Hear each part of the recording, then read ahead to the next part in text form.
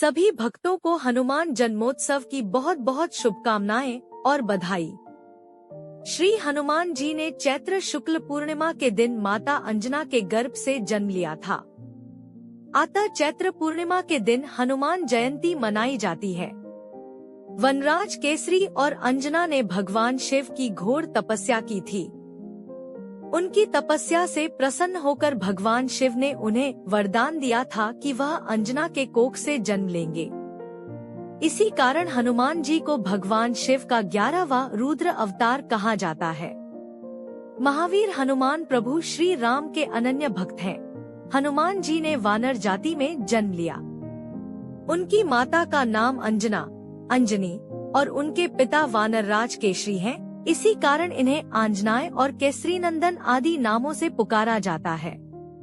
वहीं दूसरी मान्यता के अनुसार हनुमान जी के जन्म के पीछे पवन देव का भी योगदान था। एक बार अयोध्या के राजा दशरथ अपनी पत्नियों के साथ पुत्रेष्टि हवन कर रहे थे। यह हवन पुत्र प्राप्ति के लिए किया जा रहा था। हवन समाप्ति के बाद गुरुदेव ने प्रसाद की खीर तीनों रानियों में थोड़ी थोड़ी बांट दी। खीर का एक भाग एक कौआ अपने साथ एक जगह ले गया, जहां अंजनी मां तपस्या कर रही थी। यह सब भगवान शिव और वायु देव के इच्छा अनुसार हो रहा था। तपस्या करती अंजना के हाथ में जब खीर आई तो उन्होंने उसे शिव जी का प्रसाद समझकर ग्रहण कर लिया। इसी प्रसाद की वजह से हनुमान का जन्म हुआ। हनुमान जन्म की कहानी।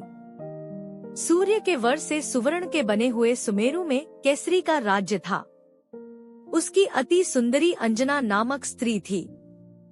एक बार अंजना ने शुचि स्नान करके सुंदर वस्त्राभूषण धारण किए।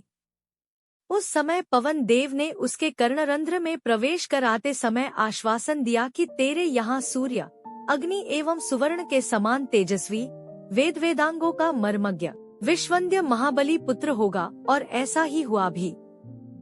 कार्तिक कृष्ण चतुर्दशी की महानिशा में अंजना के उदर से हनुमान जी उत्पन्न हुए। एक बार 2 प्रहर बाद सूर्योदय होते ही उन्हें भूख लगी। माता फल लाने गई। इधर लाल वर्ण के सूर्य को फल मानकर हनुमान जी उसको लेने के लिए आकाश में उछल गए तथा सूर्य को मुंह में ले लिया। उस दिन अमावस्या होने से सूर्य को ग्रसने के लिए राहु आया था, किंतु हनुमान जी को दूसरा राहु मानकर वह भाग गया।